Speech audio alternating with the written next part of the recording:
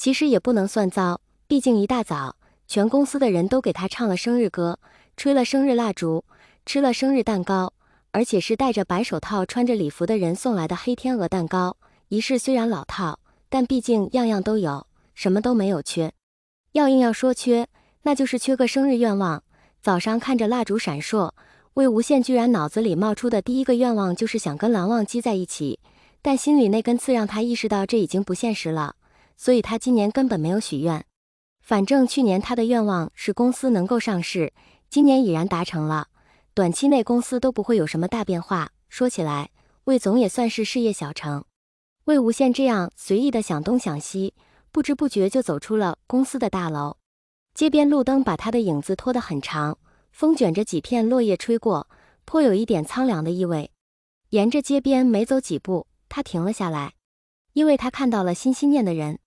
蓝忘机站在明黄色的路灯下，天空中的月亮又圆又明，一团小小的黑影聚在脚下，夜风丝毫没有弄乱他的短发，浅色琉璃的眼睛在星光下显出一片金色，在秋夜里格外的暖。魏无羡惊讶极了，他快跑了几步，停在了蓝忘机面前，激动把话说得七零八落。蓝湛，你怎么在这里？你怎么找到我的呀？你也太厉害了吧！你肯定等了很久了吧？蓝忘机目光流转，拿出手中的手机，一板一眼回答了魏无羡的所有问题。你上了微博热搜，有公司名，没有很久。哈！魏无羡掏出自己的手机，下午因为一直在开会，并没有什么时间看手机，现在才发现聂怀桑拍的照片和上午替大女生发的微博一并登上了热门微博，大约就是某快递公司老板生日当天亲自送快递，颜值完爆一线小生。魏无羡心情一下子变好了，他举着手机给蓝忘机看微博上的照片，一边笑一边说，你看，这张照片根本看不出来是我呀，这就是一只黑兔子啊，这怎么能看出来颜值完爆一线小生的？肯定是聂怀桑花钱了，不然他拍的这张露脸的是怎么跟这只兔子联系在一起的呀？这些魏无羡自己的照片被他自己从头到尾评论个够，而蓝忘机只是站在路灯下微微的点着头，就好像过去某一天魏无羡炫耀自己的考试成绩一样。你看这个照片，这才能算是颜值担当好吗？咕噜，魏无羡举着手机绘声绘色地评论着自己的照片，完全不觉得晚上10点多两个男人站在路灯下诡异地看一个手机有什么不妥，而蓝忘机居然也任由他这么不着调地自说自顾，直到他的喋喋不休被自己不争气的饥饿打断。哈，那个蓝湛，有人终于被自己的肚子叫不甘心地放下手机，摸了摸下巴。就像过去一样，正常的魏无羡看见蓝忘机有无数话可说，并不管合不合时宜。想吃什么？倒是蓝忘机很贴心。魏无羡这才想起来，自己原本是打算请蓝忘机吃个饭，顺便解释一下这2次见面奇怪的打扮到底是怎么回事。不过现在时间已经这么晚了，估计也没什么正经的饭菜可吃了，要不然就去吃麦当劳吧。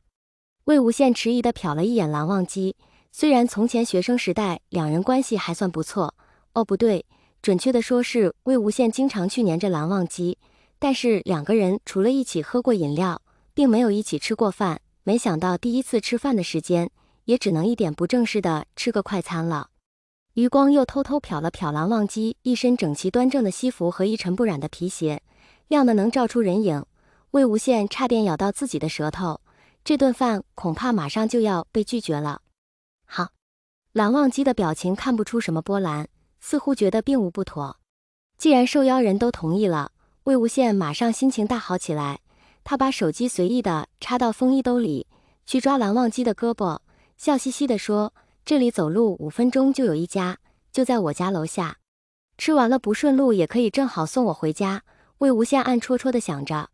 蓝忘机被抓住胳膊的时候微微僵住了一下，但很快神色如常，任他在前面一边抓着自己，一边又开始继续刚才照片的话题。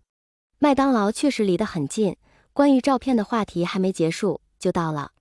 黄色大 M 招牌在夜里格外让人有食欲。魏无羡的公司在城市中心，虽然夜里10点多，麦当劳不但灯光耀眼，人流也不输日间。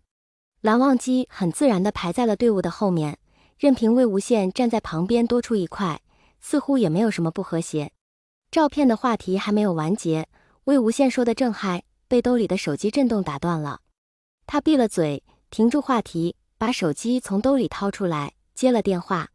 蓝忘机有点不自然地别过了头，去看不远处取餐口上方的菜谱。你好，魏先生吗？非常商务的女声从电话那端传来。是我。魏无羡有点摸不着思绪，有人这么晚打电话给自己。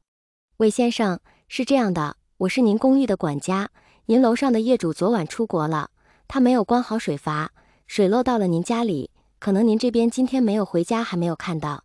但是您楼下的业主也被淹了，我们下午去查看了一下，应该您家这边会比较严重，